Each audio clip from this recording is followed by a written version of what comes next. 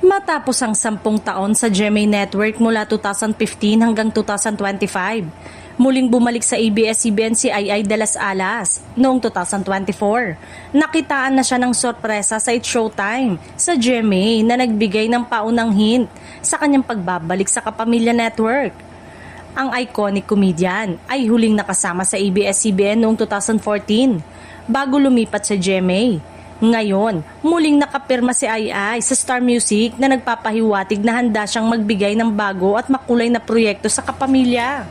Bukod sa kanyang pagbabalik sa ABS-CBN, mapapanood rin si Ai sa TV5 sa kanilang proyekto na My Best Friend Eman.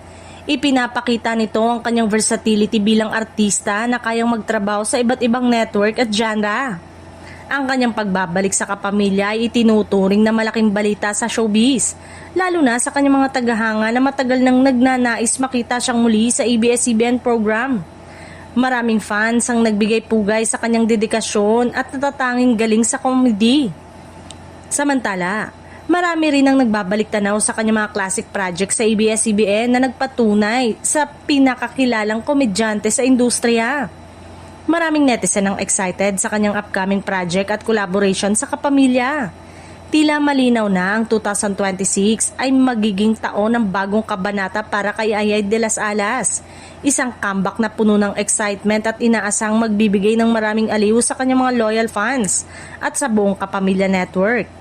Ngayon ay mas bukas at malaya na ang mga artista na mapanood sa iba't ibang TV network ng hindi malaking issue sa mga manonood.